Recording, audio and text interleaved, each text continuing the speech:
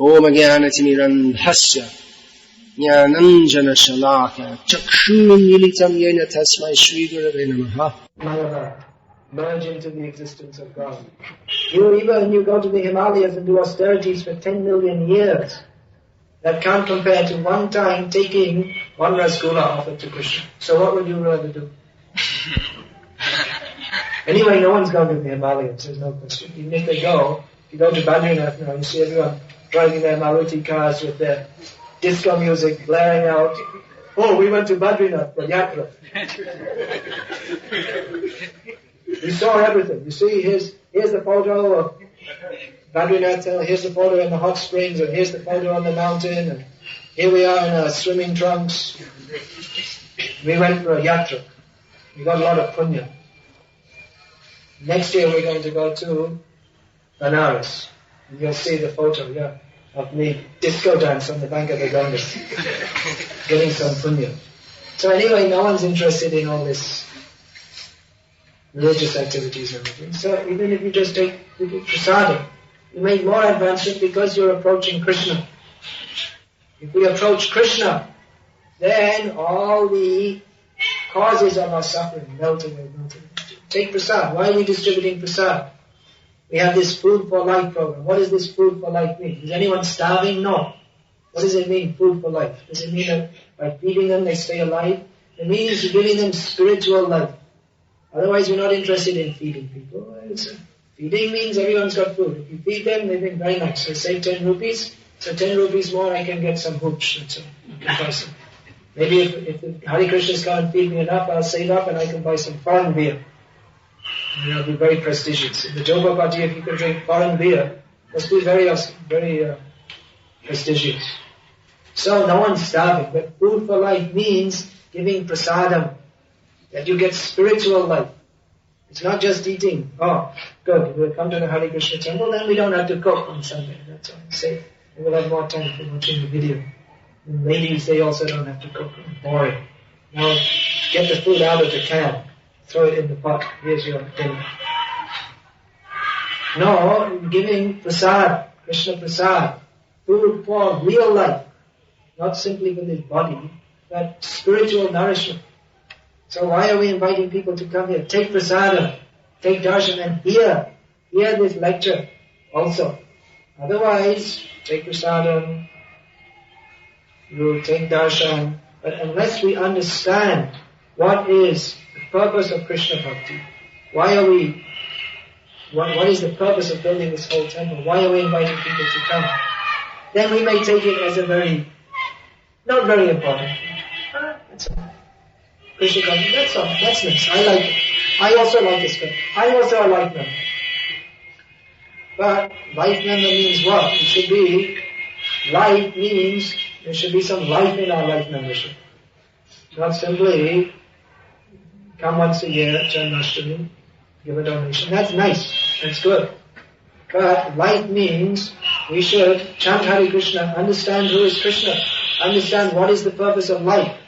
Life membership doesn't mean you only give a donation. Life membership means you take the books, read, understand who is Krishna, what is the purpose of human life. This is life membership. Spiritual life, to get some life. Otherwise, life in this material world, it's living death. Means, what is everyone doing? Working hard? They're just making preparations how to die. That's all. Everyone's simply going on the way to death. There's no purpose. It's simply, so many times you are born, so many times you die. And again you're going to die. That's all. Simply, you're eating, you're sleeping, you're passing stools. Sometimes you get sick, you go to the doctor. You have a few children, and then after some time you grow old and you die. Then you get born again, and what do? You grow up, you play in school, or you have fights with the other children. You grow up, you go to college, you get a good job, very good job. And then you do the same thing. After some time you die. And then maybe next time you get born as a dog. And then you don't have to go to school. You learn everything on the street. How to eat, sleep, mate and defend, dog style. In some life you may be a god. But every time you simply born and die. But coming to this Hare Krishna movement means learning how to live. learning how to stop death by understanding Krishna. Janma karma chame divyam evam yoveti tatvataha tyaktva deham punarjanma na. Punarjanma na. No more birth. Mameti compare. He comes to me. Who takes up Krishna consciousness, who understands Krishna, he no longer has to take birth. And understand Krishna means what? That Krishna is the supreme enjoyer. Bhuktaram, Yagyatapasam, Sarvaloka Mahishwaram, Suhridam, Sarvabhutanam, Gyatramam, Shanti Richati. How can you get Shanti? Just understand, Krishna is the supreme enjoyer. I'm not the enjoyer. As much as we try to enjoy in this material world, we suffer. That attempt to enjoy is criminal. The attempt to enjoy separately from Krishna is the cause of our suffering, again and again and again. So when we understand that Krishna is the supreme enjoyer, everything should be offered to Krishna. Then we become within the laws, within Krishna's laws. Sarvaloka Maheshwaram. Krishna is the supreme proprietor. I'm not the proprietor. Our endeavor to control, this is my property, this is my company, this is my family, this is all illegal, this is all against the laws of God. Therefore we have to suffer. And Suhridam Sarvabhutanam, Krishna is the friend of everyone. So our endeavor to put others down. Modern life means rat race. Who can get ahead of others? Get ahead of others means push others down. Push them aside, down. Anyway, I will go up. Don't care for others. Don't care for anything. Just somehow or other bring money. Enjoy life. So this attitude has to be changed. That Krishna, He is the friend of everyone. Therefore, I should not be unfriendly to anyone. Krishna is Suhridam, Sarvabhutanam. He is the friend of every living being. Therefore, we should be also Advesha Sarvabhutanam, Maitra Kavanaticha. It should be our attitude also. Not envious of anyone. Friendly to everyone. Merciful to everyone. So, these points should be understood. Then we can achieve peace. What kind of peace? Not simply they do a little meditation in the morning, 10 minutes. They feel a little peaceful. And all the day, hectic. And anyway, you may be feeling peaceful, but then you have to die. So when Krishna says that you achieve peace, that means you achieve eternal peace. Eternal peace means you go back to Krishna. This material life means always disturbance. Now in the modern age we're talking about stress, tension, causes of so many different diseases, mental diseases, anxiety, frustration. But this is the natural condition of the material world. Everyone in this material world is suffering, frustration. Everyone must be frustrated. Because whatever we want, we can't get. We want to be like God. We can't. And even if we get some position in which we think we have more illusion of being God, just like Cassius played, I am the greatest. Or big businessman. There's a big illusion of controlling. Even anybody, family life. I am the father. I am the controller of this family. That big illusion is there. But it all ends in frustration. Because at the end of life, you have whatever is there, mrityu, sarvahavascha. Everything is taken away by Krishna in the form of time. So, this material life is full of suffering. We are the cause of it.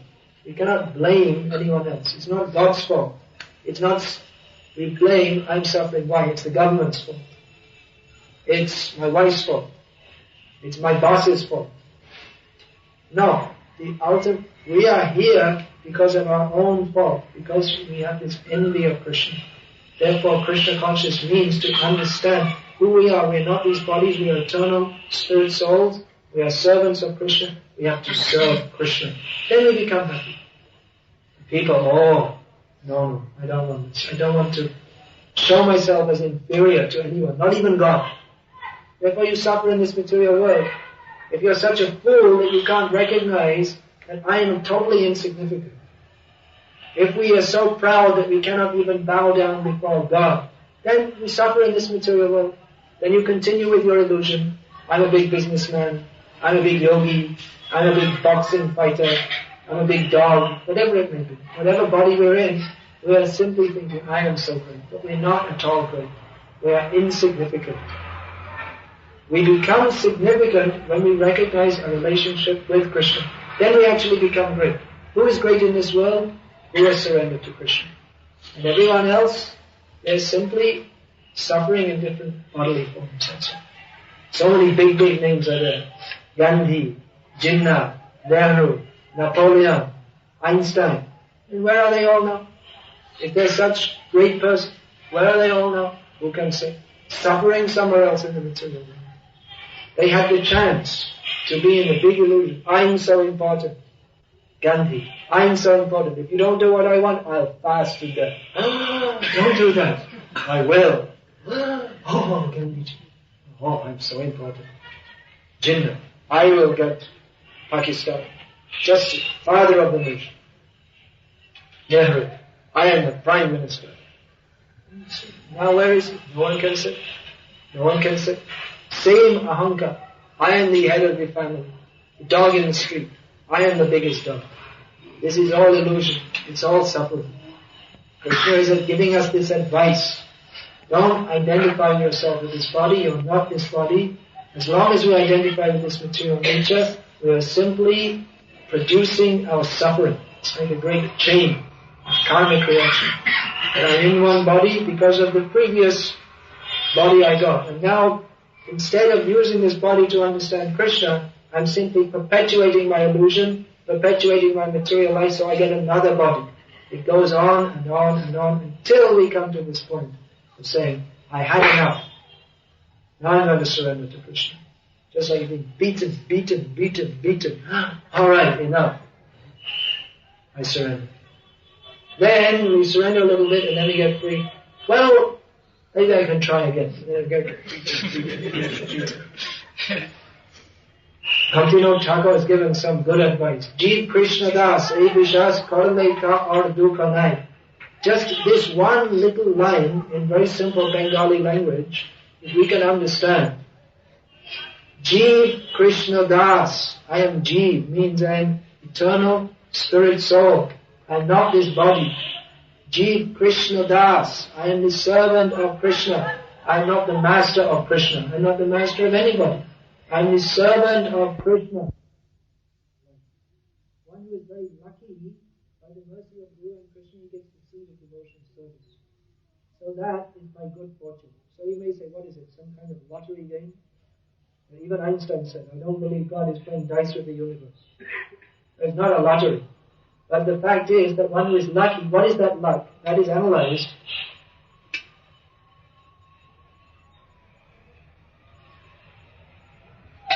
Just like someone may think, I'm very lucky, or this person is very lucky because he's born in a rich family. Or this person is very lucky because a very nice, well-built, healthy body. So that is material good luck. That means from your previous lives, you did some activities by which you get some punya. Materialistic punya means janma aishwarya shuta shri.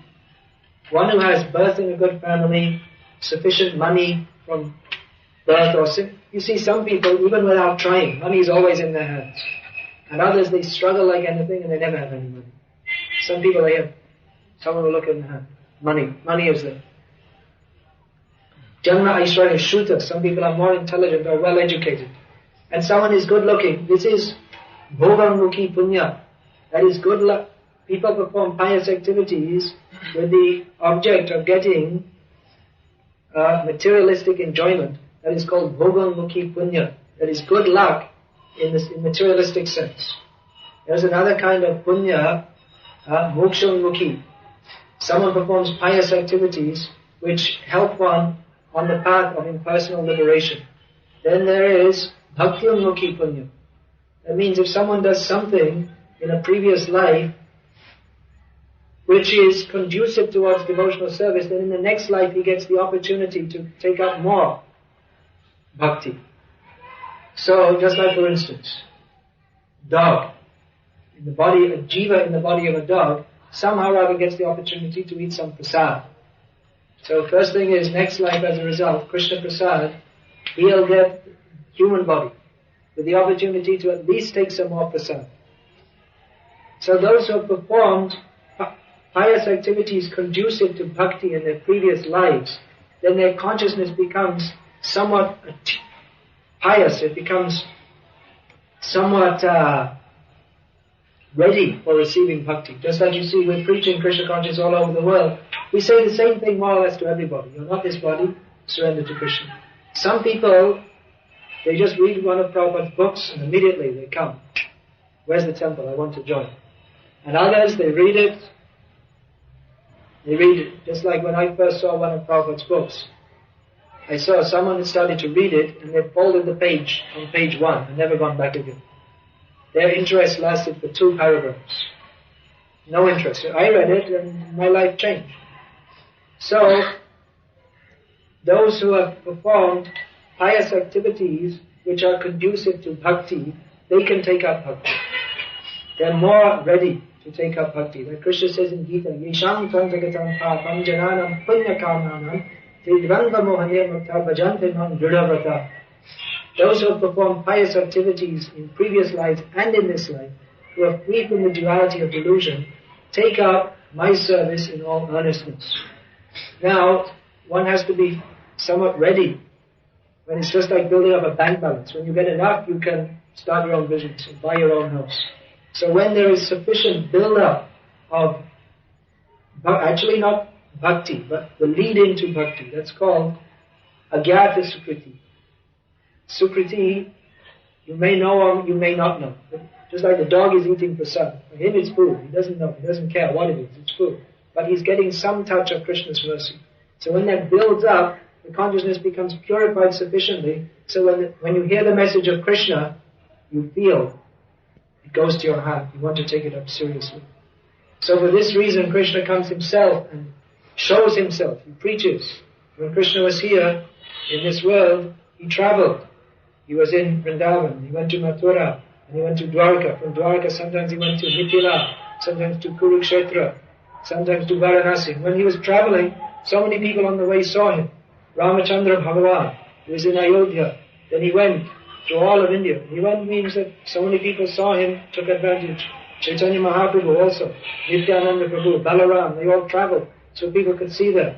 So in the same way, Krishna sends his devotees who travel all over the world and people can take advantage of their instruction. Those who are more pious, it doesn't matter, they may be diseased, they may be a beggar, they may be educated. But if they have whatever their external situation may be, but if they have some feeling for bhakti in their heart, that when they come in contact with Krishna and his devotees, either directly or by getting one of these books, somehow or other they come in contact with bhakti. They feel, yes, this is what I want. And they take it up more seriously. So the external position doesn't matter so much. You may be diseased. Everyone is diseased. Everyone gets sick. And everyone is diseased by the illusion of thinking I'm this body. So everyone is diseased, but if he comes into contact with Krishna consciousness, he can take up the process by which he becomes free from disease forever. Anyone can take it. It's up to anybody. Then again we may say, well then, what about those people who never did any pious activities, who never had any touch of bhakti? By the mercy of the Lord's devotees, even totally impious people, they can also be saved. Because bhakti, that anyone in any way, if they take to devotional service, that cuts through all their sinful activities, all their envy of Krishna. If somehow or other, if one agrees to open up his heart to Krishna, to allow the sound of Hare Krishna to come in his ears, if somehow or other, if he takes to that, even he may have had millions of lifetimes as a great demon, great asura, then immediately that is all wiped away. Krishna says, Mamekam sharanam raja aham tvam sarva papebhyo mokshesham. If you surrender to me, I forget all the sinful activities from millions of lives. So bhakti is open to everybody, especially Chaitanya Mahaprabhu's movement. Who is pious in the modern age? Everyone is sinful. Everyone is inclined towards sinful activities. Hardly anybody is inclined towards pious activities, and even those who are somewhat pious, they're misled. Just like I was saying with Sai Baba, who goes to Sai Baba? Mostly people you might say they're quite pious from the external point of view, but they get totally misled by thinking that someone who can do some magic tricks is God. So they're very unfortunate. So who's pious? Practically in Kali Yuga everyone is sinful. But by the mercy of Chaitanya Mahaprabhu, Dino Hino Jato Chilo Hariname Udharilo. Those who are most fallen by Chaitanya Mahaprabhu's gift of the holy name of Krishna, they're all saved. So this is a great opportunity. You should tell everybody. Tell all your friends. They may take it seriously enough. Doesn't matter. You don't lose anything. Tell them that by chanting Hare Krishna, you can get free from birth and death. Any other question? You said that it is the ahankar which comes in the way of surrender to Krishna. Why do we have ahankar at all? We have ahankar because we are rascals. Because we want to think, I am very great. Krishna is not very great, I am very great. This is ahankar. How do we overcome this? You overcome it by, instead of thinking I am very great, think Krishna is very great. It's very simple. Extremely simple. But we don't want to take it because we are attached to thinking, I am great. But as far as body consciousness is that I will never go. That I will never go? Why not? You will never go. You will go. You'll change body, then you'll get bodily conscious of another body. Bodily consciousness has to go. If we think I'm this body, then we're never going to understand who is God, who is Krishna, because we're not this body. We have very strong identification with this body. It's just like in a dream. We think a tiger is chasing me. There's no tiger, but we feel it as real. In the same way we're in this body is temporary. We have no real connection with this body. But just like in a dream, we feel it very vividly. The tiger is chasing me. Last night I was having a dream, very strange dream. That someone with some virus, some severe virus wanted to touch me. Some virus by which all his body skin came off, and only some nasty creature with all blood and bones and muscles. So, a nasty dream. But it's only a dream. It has no reality. When you're dreaming, you feel it as real. But when you wake up, it's not real at all. So in the same way, we're not this body, but because we're identifying with it, we think it's real. But when we wake up and understand I'm not this body, then we'll understand it's not real. That's all. How can we attain self-realization? Attain self-realization by chanting the holy names of Krishna, understanding that He is the Supreme Self and we are all His eternal servants. And how can we determine our progress, whether we are going to... Just go on chanting. Go on chanting. First thing, take it up seriously. And you'll definitely make progress. First you have to take up the process seriously, otherwise there's no question of progress. If we are the children of the God... Gun, I'd like to shoot people. Oh yes, my child, whatever you like. The father is not the servant of the children, that he just indulges them whenever they like. But he guides them in such a way that is for their ultimate benefit. And if they don't act in such a way that is proper, he disciplines them also. That is his kindness. You must have had children. I have, but I look after them. You look after them means you let them do whatever they like. When they're little children and they start to rip the books apart, you just think, oh, let them do whatever they like. I don't expect them to serve me. This feeling, then the child should serve. No, that is a natural thing. Child should serve the family. That's modern society in India is all ulta siddha ho gaya. Children should serve the father. Children who serve the father, and even in the material sense, they will be happy and the father will be pleased with them.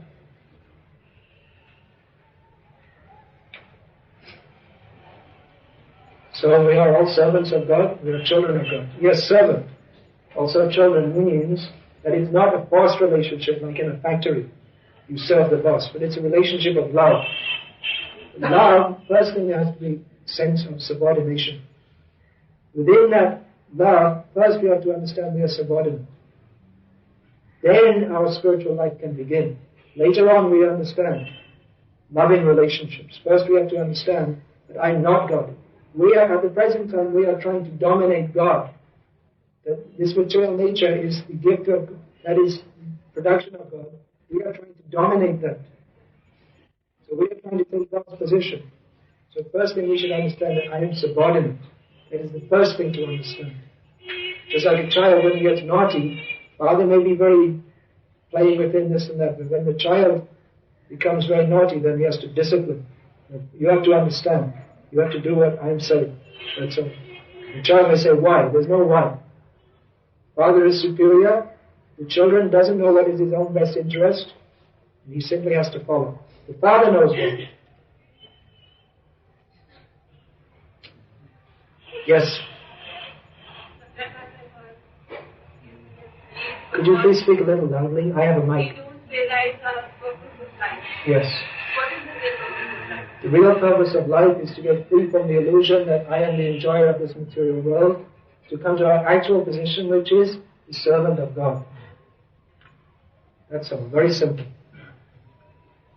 Any other question? So many questions.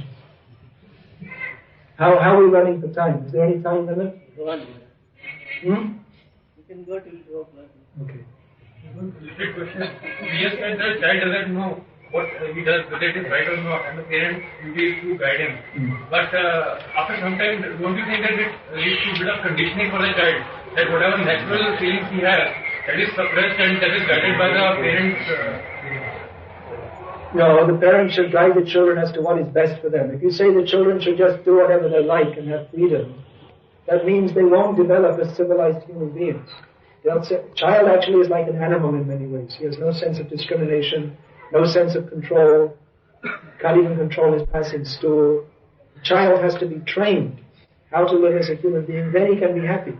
If the child is not trained, they may say, well, let him follow his natural inclinations. But that will be the cause of great distress for him in future. Just like Prabhupada told the story. There was one boy who was brought up by his aunt, and his aunt indulged him. You do whatever you like. So he did whatever he liked.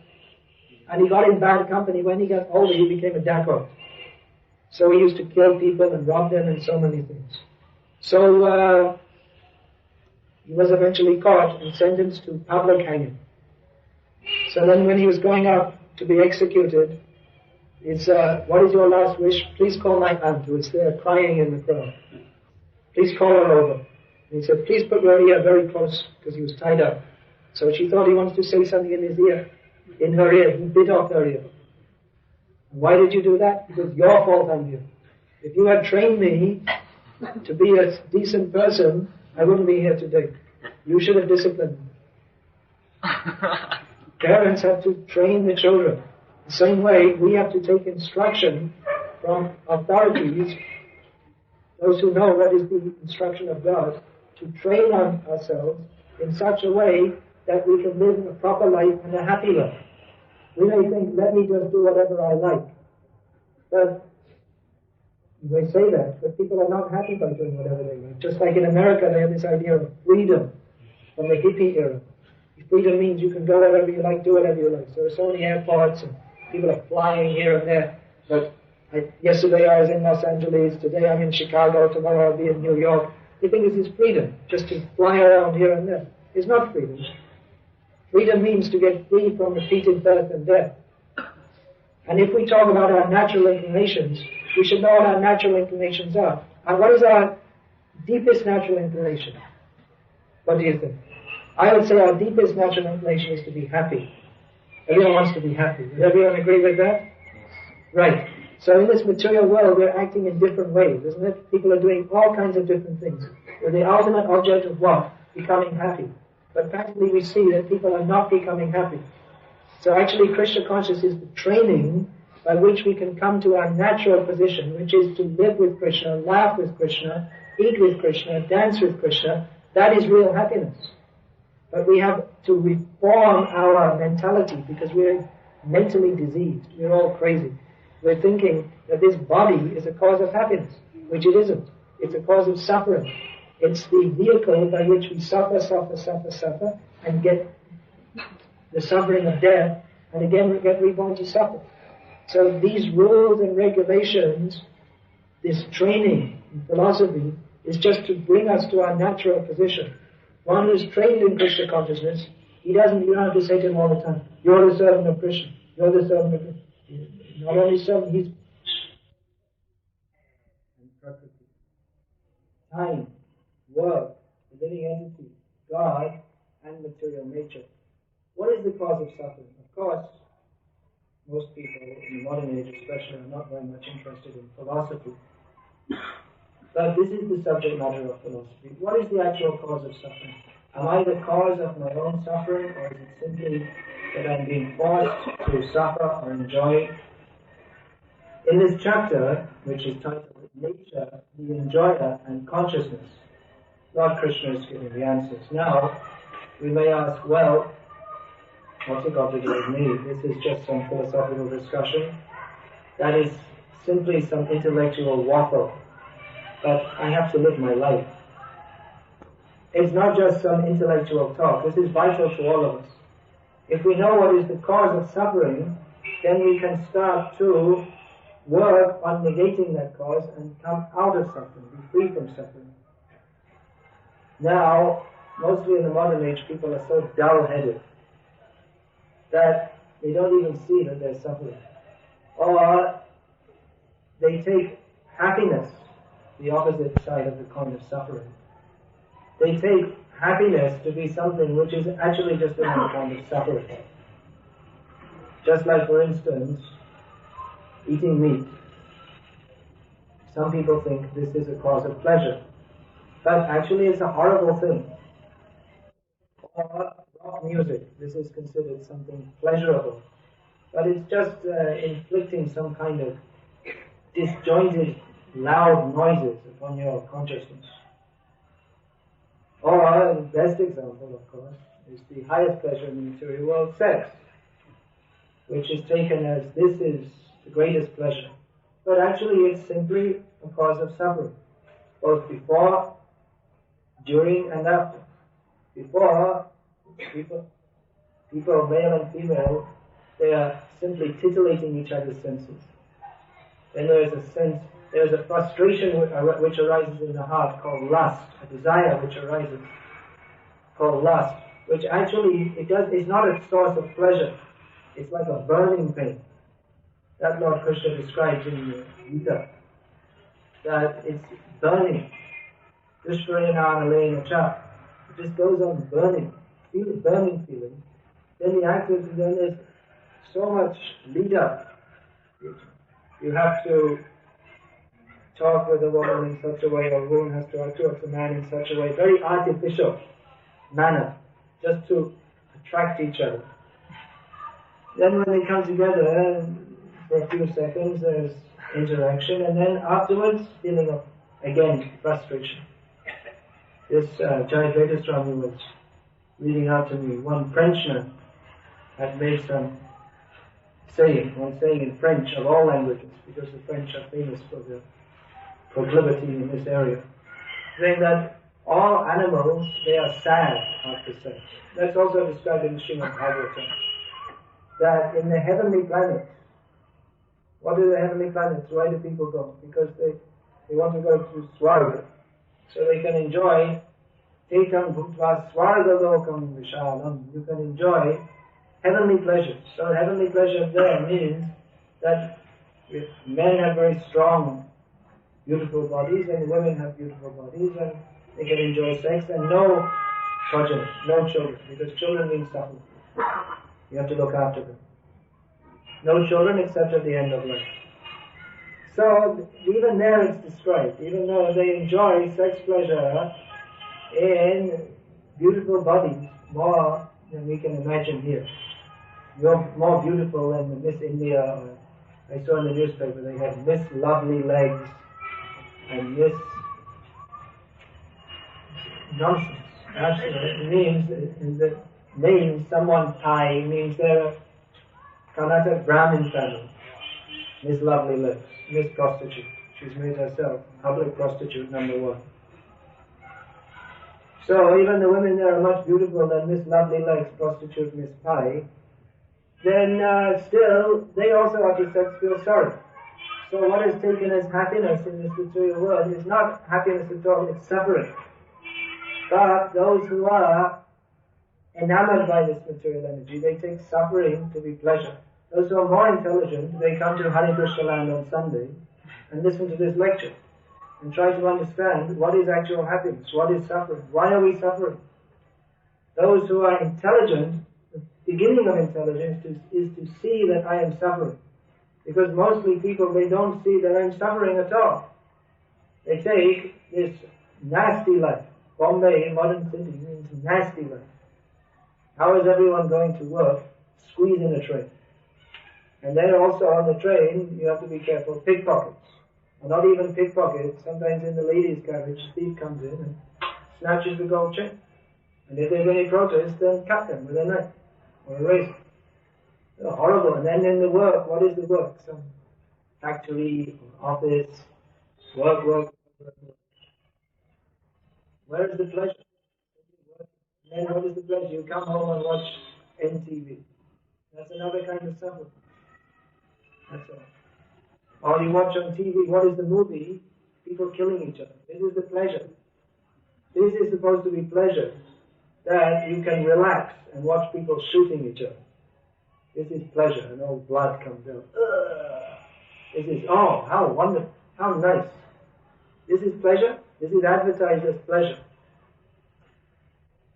So, those who are more intelligent, they come and they listen to this Bhagavad-gita as it is, to understand that first thing we have to understand, if there's to be any question of spiritual life, so many questions may be there in spiritual life. Who is God?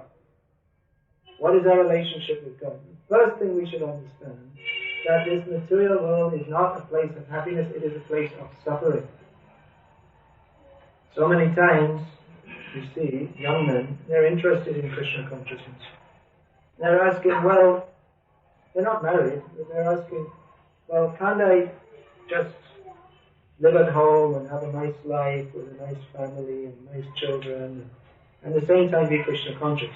The answer is yes, you can do that, but if you don't have to burden yourself with all these things, if you can just practice Krishna consciousness and go back home, back to Godhead, without getting entangled in all these causes of suffering, then why get involved in that? Actually, family life, everyone is taking, this is so nice.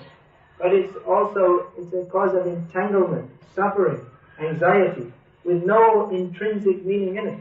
No intrinsic meaning means that we come to family life, and because of Maya, illusion, we think that this is me, this is my life, this is my wife, this is my home, these are my children. But we don't think that so many lifetimes we had so many fathers and mothers and children and aunts and uncles, cat and uncle, and nobody. Horrible society. But people are thinking, this is very nice. I don't have a very nice family life. They don't think that this is nothing to do with reality. Because it's temporary. Reality means that I am spirit soul. I am the eternal servant of Krishna. So why should I enter into this unnecessarily? Those who are in family life, who are more enlightened in Krishna consciousness, they are thinking that, well, if I hadn't been entangled in family life, I could have been a brahmachari and I wouldn't have to do all this work to maintain my family. I could have just preached Krishna consciousness all over the world. And those who are not in family life, they're thinking, I'd like to be Krishna conscious and have a nice family also. This is, Prabhupada used to quote this saying, Dilika ladu, jo kaya, jo pistaya. Jo na kaya, wo bhi pistaya. Who's taken the Dilika ladu? Prabhupada sometimes explains, it's not just some sweet, there's some other meaning also. Who's tasted, they're lamenting. Who's not tasted, they're also lamenting. The idea is that if you taste something nice, then after you've eaten it, you're thinking, oh, now I have to eat just plain rice and dal. If I could have eaten such a nice thing again, that would be very nice. And those who never ate it, they say, well, I also never ate it. They're also lamenting. The same thing, those who are brahmacharis, they're thinking, let me get married. Everything will be very nice. And those who are married, they're thinking, why did I waste my time? So like this, the whole material situation is full of suffering. This is the first thing to understand. Then how to get free from that? How to get free from that we should consider. One should not be entangling himself in this material life. One should think how to get free from that. And first you have to see what is the cause of our entanglement. Why are we here? Now there are various theories about this. Different theories that God is the cause of our sufferings. Very nice theory. God, our very kind Father, has decided that we should suffer. Some people say like this, that He wanted us to be like this. This is not at all true. Others say that, well, it's just destiny. It just happens automatically. If that is a fact, then there's no need to go to school. There's no need to do anything. If everything is completely according to destiny, then why endeavor for anything at all? Actually, destiny is a fact. But free will is also a fact. Here in these verses, Krishna is giving the exact picture of the material world. What are the causes of entanglement? He's giving the exact picture. That the living entity, here is stated, the living entity is the cause of the various sufferings and enjoyments in this world. We can't blame it on anyone else. If we are suffering, then the blame comes on us. We can't blame. We are the cause of our own suffering. Material nature, that gives the situation in which we can enjoy or suffer according to our desires and activities. That is stated in the Bhagavad-gita, that we get different kinds of bodies according to our karma under the direction of the Supreme Lord. That is described. So, we're getting different kinds of bodies according to our karma, our previous activities, and according to our desire. Now just see, these two different factors. Previous activities means that is our destiny. And there's the desire as a factor also.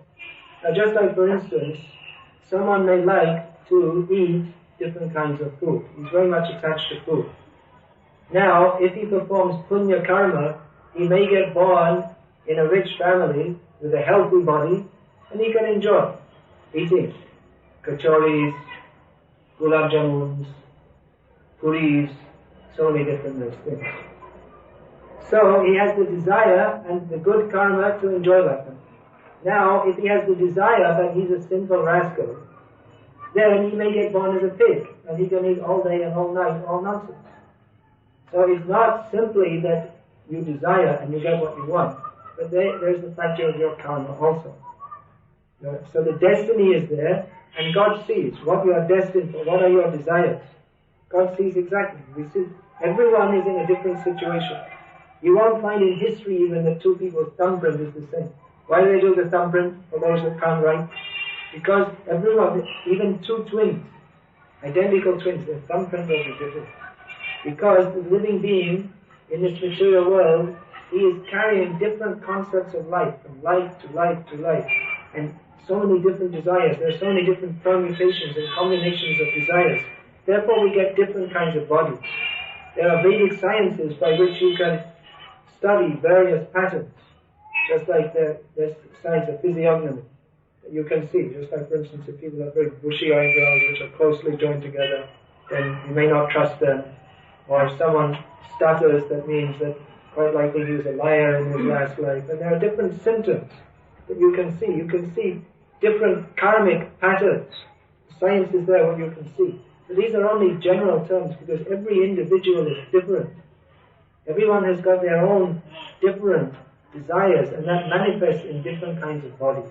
These bodies are a manifestation of our desires and our previous activities, under the direction of God. We want to enjoy in a certain way, God gives us a certain kind of way. Ichcha dvesha samutena dvandha mohena bhavata sarva bhutani sammoham sarve yanti parantapa. In the Gita, Lord Krishna states that we come into this material world because of two things, desire and hatred. Because we have a desire to enjoy this material world separately from Krishna, and because we have a bad feeling towards Krishna. We don't want to serve Krishna. We are inimical to the service of Krishna. Therefore we come to this material world, And we get born in different species of life. We have the desire, let me enjoy. Why should Krishna be the center of enjoyment? I shall be the center of enjoyment. Let me enjoy.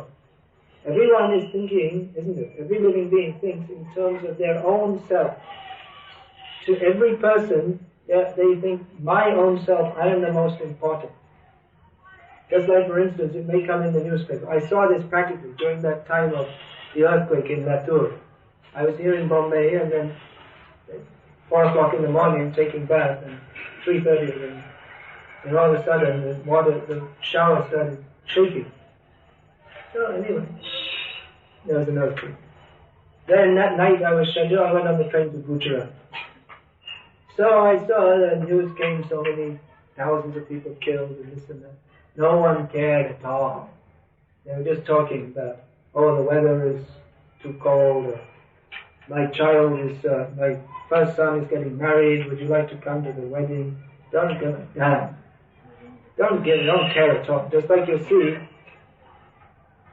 in the newspapers there's so many things. That thing one time, 20,000 people slaughtered, genocide in Rwanda, some country in Africa. Who cares? It's more important. I read, we see 20,000 people killed. So what? I hurt my toe this morning. There's a little itch in my toe. To me, I feel this is more important than 20,000 people killed in Rwanda. My own personal life, I think it's my own little universe I'm living in. What is happening in my world? We are so petty. We're thinking what I am doing. That's so important. Someone said something bad to me today. So all day I'm thinking. When I see him again, I'll say something really bad to him. We live in such a petty little world. Not thinking, who is God? What is our relationship with Him? Because we're simply interested in our own enjoyment. So every living being in the universe, down to the little germs, down to the cockroaches, everyone is thinking, my own enjoyment, how I shall enjoy life. But we're not enjoying. We're not enjoying this basic point we have to understand. We're not enjoying, and even if we think we're enjoying, it's a great illusion. It's just that feeling that we're enjoying is just another illusion of Maya to set us up to suffer more. Just like, for instance, there's this story in Srimad Bhagavatam of two lovebirds, who are enjoying life together very nicely. But that enjoyment became the introduction, the lead-in to their intense suffering. Kapota and Kapoti, the pigeon and the female pigeon. They were very happy. Their ideal mates, their astrological chart matched completely. The wedding had been performed according to all religious principles. They were living very nicely, very happy. The pigeon and the female pigeon, they would look at each other with great love in their eyes, and they would enjoy looking at each other's bodily features and singing to each other, and they would go and bring food. They built a nice little home for themselves. Life was so nice. Then in due course of time, the female pigeon became pregnant, and she laid the eggs. While she was sitting on the eggs to keep them warm, the male pigeon would go out very dutifully and bring back food, and his wife, when he came back, she would flutter her eyelids and say, oh, you're such a wonderful husband. This way he felt very nice, and he'd go out and work hard all day, bringing worms and beetles and seeds and all kinds of nice things to eat. Then the children were born, and their happiness knew no bounds. The little chicks were struggling to open their mouths, asking for food. This way, the husband and wife felt completely bound to each other and to their children, with an intense bondage of love. So gradually the children grew up, and the feathers grew. And this way, the happiness of the parents increased more and more. They were feeling completely happy. So they came to the stage where they could start to fly a little bit. So one day the male pigeon went out a long distance to get food. He thought, let me bring back some very special food today. We'll have a special feast. I know in that river 2 miles away, There's some very special little worms I bring from the everyone likes. So he was coming back. Then what had happened, one hunter, cruel hunter, came and he saw the pigeon family. He spread his net, this kind of net that when birds come in they get stuck, they can't come out. So the little pigeons, naturally, they were not flying much, they were mostly walking. They were walking, flying a little bit, and walking, flying, they were very young still. So one by one they all got caught in the net. And when the female pigeon, mother pigeon, she just gone a little distance away to bring some more food, she felt as if her life was already finished, because she knew, oh, now my children are caught. Our family life, which was so nice, what shall I do? Then she fainted, fell from the tree. She also fell in the net. The hunter was very intelligent. He thought, here's baby pigeons, mother pigeon. Where there's mother pigeon, there must be father pigeon. So he waited.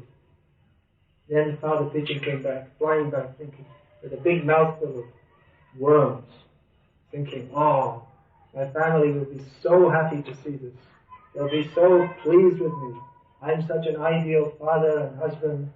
No one in the world can be more happy than me. He's thinking as he goes. What a wonderful family we have.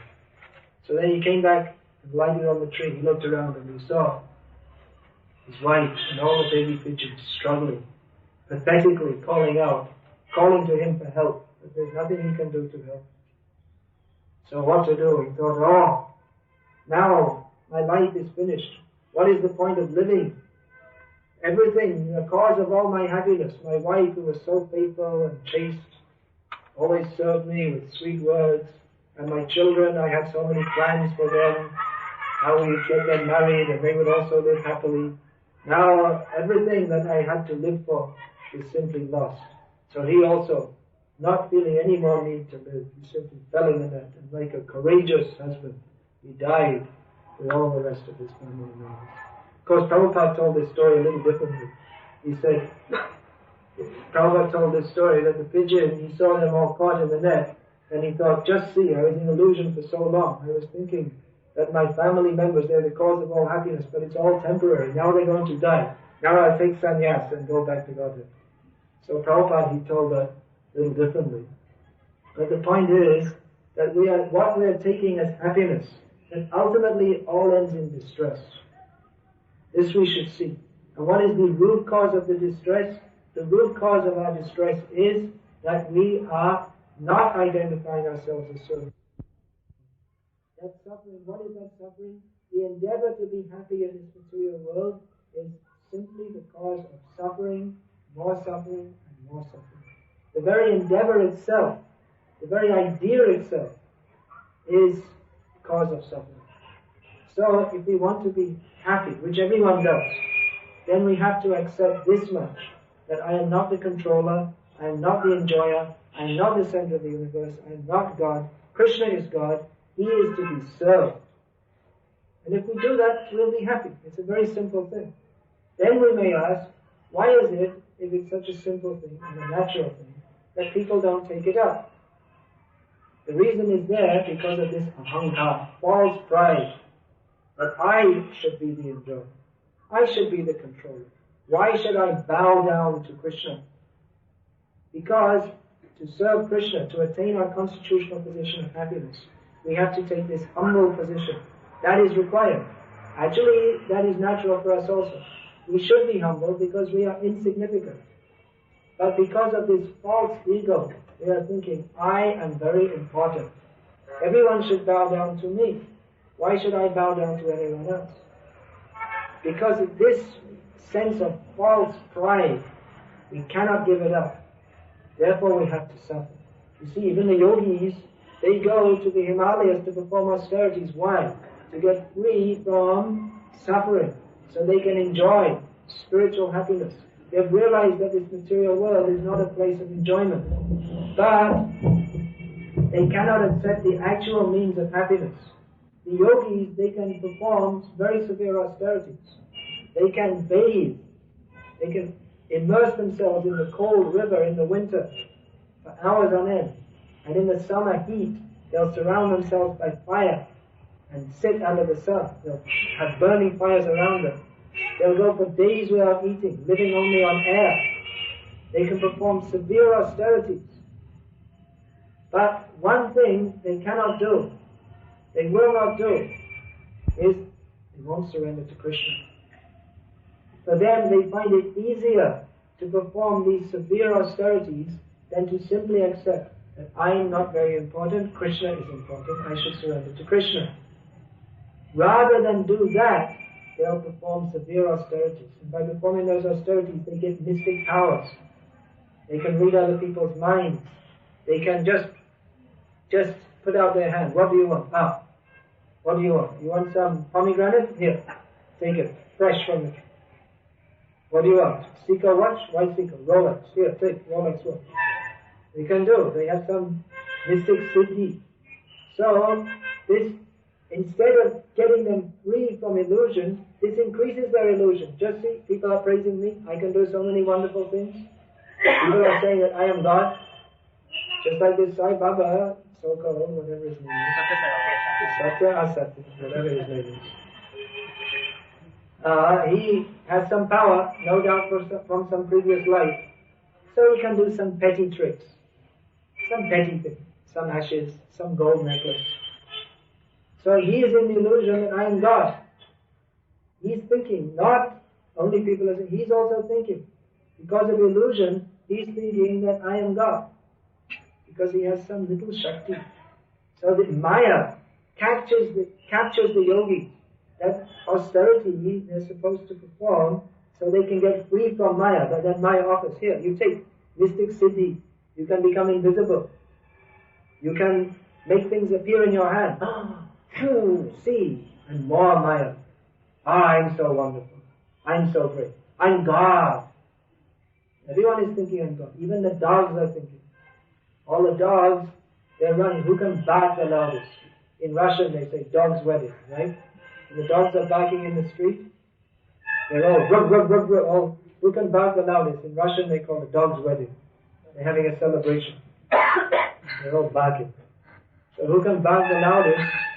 Then all the others walk away with their tail down. And one with his tail up. Just see, I am the greatest dog. Just like this Cassius plate, 1964 Tokyo Olympics. Gold medal for boxing. Among all the people in the world, he could punch others more in the face, more hard. And when he punched, they went down, and they didn't come up. 9, 10, knockout. Cassius plate. Then, gold medal. And what did he say, his slogan? I am the greatest. You're the greatest what? You're the greatest ruffian. That's all. I am the greatest. Well, good. Now, then his body now, how old is he? 64. He must be well over 50 now. 50. So what is the greatest? Any 16-year-old kid can come, spit in his face. What will he do? Greatest what? You know, all these athletes, this athletics, big weightlifting. And then when they become older, they just become big blob. I'm the greatest blob. That's all. So there's great illusion. Even the dog is thinking, I am the greatest dog. I'm the best dog in the whole street. I'm the greatest dog. So this illusion, I am great. Simply we have to give this up. And you become self-realized. How to become self-realized? One time Prabhupada was at this Gita Sammelan. All the Swamis, big talk. For hours and hours, and everyone. Gita Sammelan means you have extra sleep, that's all. And you get some punya by sleeping. No boring lectures. Brahma leen ho jana hai. Looking out, who's there? Everyone. Okay, it's time for a tea break. Then everyone becomes alone. So it's boring. Prabhupada, time came for him to give the lecture. He said, now everyone's talking about becoming self-realized. We will become self-realized simply by taking prasada. We take some rasgulla. You take one rasgulla offered to Krishna,